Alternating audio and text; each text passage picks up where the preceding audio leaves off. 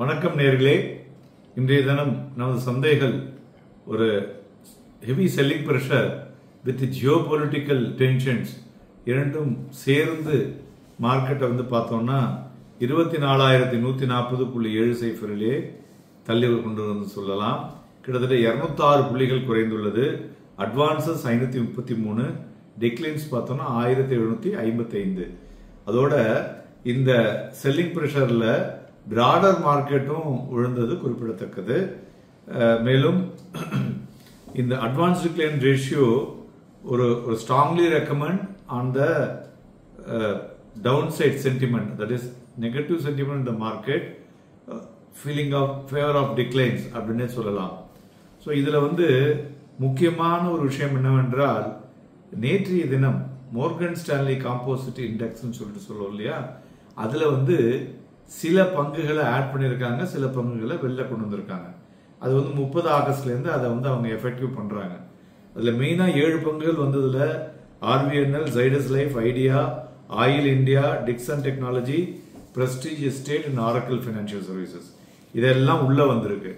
ஆனால் அதில் பார்த்தீங்கன்னா ஹெச்டிஎஃப்சி பேங்க்குக்கு பார்த்தீங்கன்னாக்க 2 ட்ரெஞ்சில் தான் அந்த பணத்தை அதாவது இன்வெஸ்ட் பண்ணுறதும் சரி, ஸோ அது மாதிரி பண்ணுறதுல ஒரு ஸ்பெசிஃபிக்கான ஒரு ரெகுலேஷன் போட்டதுனால ஹெச்டிஎஃப்சி பேங்க் இன்னைக்கு இட்ஸ் பீட் அண்ட் டவுன் ஸ்டாக்னு சொல்லலாம்.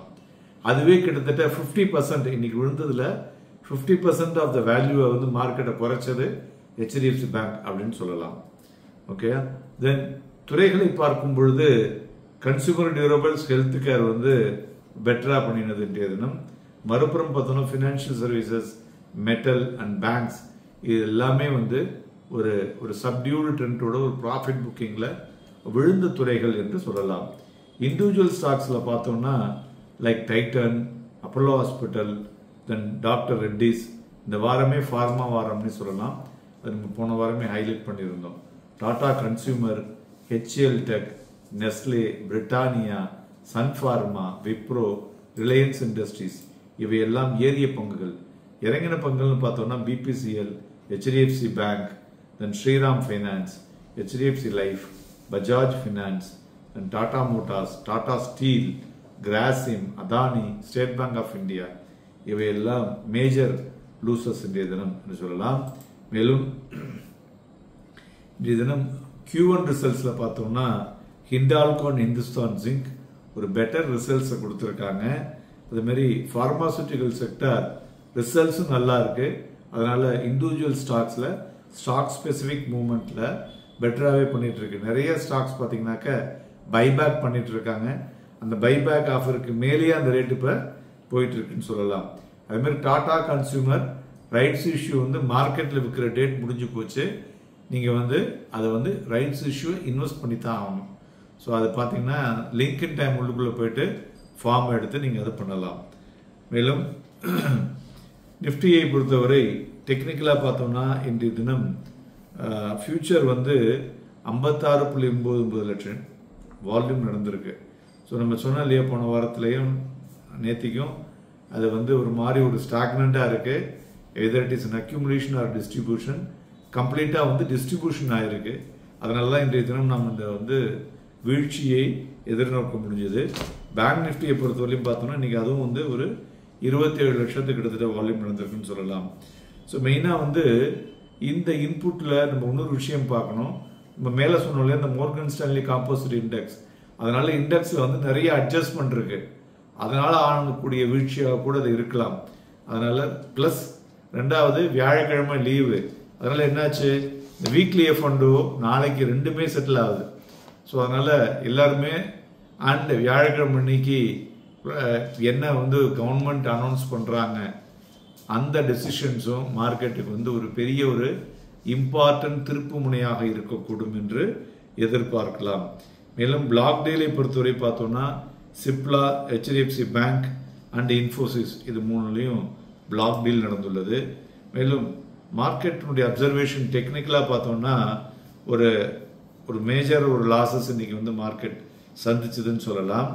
ஒரு ஸ்விங்லையும் பார்த்தோம்னாக்க இன்றைய தினம் காலையிலேயே பார்த்தோம்னு வச்சுங்களேன், ஒரு கேப் அப்பு தான் ஓப்பன் ஆச்சு. 24,342 almost near to that yesterday close. Then high பார்த்தோன்னா 24,359 வரலையும் போச்சு. அங்கிருந்து பார்த்தீங்கன்னா லோ வந்து 24,116.50, கிட்டத்தட்ட 243 புள்ளிகள் சந்தைகளில் வந்து இன்னைக்கு ஹைலோ இருந்தது. 2 மணிக்கு தான் ஒரு பீட் அண்ட் டவுன் ஆஃப் 24,116 அப்படின்னு சொல்லலாம். மேலும் இந்த நிஃப்டி ஃபைனலி கிட்டத்தட்ட 206 புள்ளிகள் வந்து விழுந்திருக்கு இல்லையா. ஸோ பிராடர் மார்க்கெட்டும் பார்த்தோம்னா இன்னைக்கு வந்து கை கொடுக்கல, அதுவும் விழுந்திருக்கு. ஸோ அதனால் மார்க்கெட்டினுடைய பிரெத் நெகட்டிவாக இருக்கிறதுனால இந்த டெய்லி டைம் ஃப்ரேம் என்ன இண்டிகேட் பண்ணுதுன்னா நிஃப்டி ரிமைன் இன் த டவுன் ட்ரெண்ட் அப்படின்னு நம்ம எடுத்துக்கலாம்.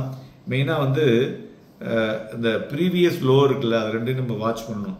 அதாவது 24,210 அதை இப்போ வந்து பிரீச் பண்ணிடுச்சு. அடுத்தது பார்த்தோம்னா 24,074. ஸோ அதனால தான் இப்போ இந்த நாளை தினத்தினுடைய சப்போர்ட்னு எடுத்தோம்னு வச்சுக்கலேன், 24,083.25ம் 23,960யும் ஒரு ஸ்ட்ராங் சப்போர்ட்டாக இருக்கக்கூடும். 24,000 உடைஞ்சா 23,920 வரலையும் வரலாம். பட் ரெசிஸ்டன்ஸை பொறுத்தவரையும் பார்த்தோம்னா 24,220, அந்த 210 இப்போ 220.15, அதை தாண்டினா 24,343.95 வரலையும் செல்லக்கூடிய வாய்ப்புகள் இருக்கும். இந்த பவுன்ஸ் பேக் வரத்துக்கு குளோபலாக ஏதாவது சேஞ்சஸ், மெயினாக க்ரூடு ஏறுது. இந்த க்ரூடு ஏறினாலே நமக்கு வந்து கொஞ்சம் அழுத்தம் இருக்கக்கூடும் இல்லையா, அதனால் வந்து இந்த சேஞ்சஸ் இருக்கக்கூடும். ஸோ அதனால் செக்டரில் பார்த்தோம்னா ஸ்ட்ராங்கஸ்ட் செக்டர்னு சொல்லக்கூடிய ஃபார்மா அண்ட் எஃப்எம்சிஜி பெட்டராக இருக்கக்கூடும். Some point in reality and bank நிஃப்டியும் பெட்டராக இருக்கக்கூடும் என்று வரக்கூடிய நாட்களில் நம்ம எதிர்பார்க்கலாம். ஸோ அதனால் நாளைய தினம் நம்மளுடைய சந்தைகளில் பார்த்தோம்னா வாலட்டிலிட்டியும் இது போல் மிகுந்து காணப்படும். வாங்கி விற்பதற்கும் விற்று வாங்குவதற்கும் ஏதுவாக இருக்கக்கூடும். Happy and profitable day.